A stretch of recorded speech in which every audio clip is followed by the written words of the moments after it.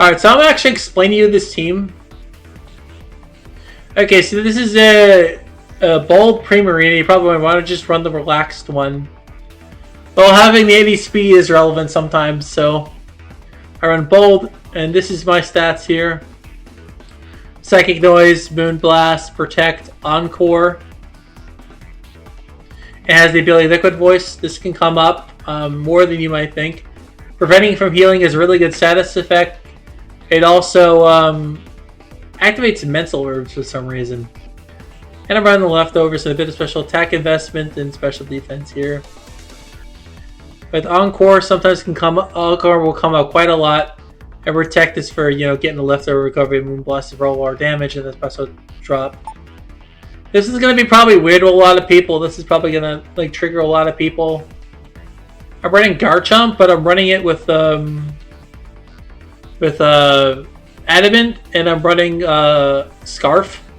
And my set is Outrage, Poison Jab, Earthquake, and Spikes. And you're probably wondering why you're running Scarf on a Spikes on a Scarf set, and that's because it actually comes up sometimes where you need to chip down Umbreon and stuff like that. And sometimes just using Scarf can actually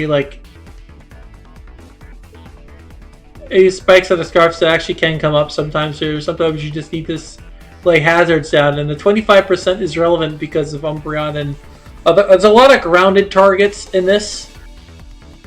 And hitting flying ones don't really matter since there's Corviknight and a few other things that are in this meta game that will take damage from the Spikes overall. So that's why I chose to run Spikes instead of Stone Edge or something like that. I feel Spikes is a good recovery tool for those really slow teams that tend to go around like Wish, Protect, Foul Play, Toxic Umbreon. It's really annoying, and Premier just checks it while being able to lay hazards down. You can easily just catch. You wish you just throw Spikes. They go, what the heck's going on here? You laid Spikes. And that little bit of damage adds up over time, and Outrage just for overall damage, because if I'm using Outrage, I'm using it to clean up, and it's mostly likely I know I'm going to push for a game or push for a crit or something, and Earthquake's just... And Poison Jab's for the Mega Meganium. Gyarados is actually a feign, and this is where the controlled... The team selection control I talked about earlier. When the opponent chooses a Pokemon, they're trying to think which 3 guys you're going to bring.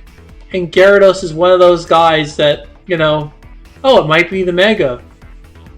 And, there's that's a potential Mega, but it also leaves them guessing. And the Lumberry is on there for stuff like Hippono if I lead with it, and then I lead if those teams are I need to lead Gyarados. Hip out on it, we'll set up rocks usually, and I'll just drag it in for free. I'll get free setup on the Hippowdon and probably potential flinch it and KO it. And the Lumberry happens for a reassurance for Will-O-Wisp, or get a one-time paralysis, and I can possibly outspeed the target. And yes, this is the Jolly Gyarados. Alright, so Waterfall, Earthquake, Ice Fang, standard. King Gambit's a bit interesting. I thought about putting Thunder Wave on this thing, but I don't know, I feel like Swords Dance is too valuable, unfortunately, so I kept Swords Dance over Thunder Wave. Just Skull Tech leaves Sucker Punch, Iron Head, that works.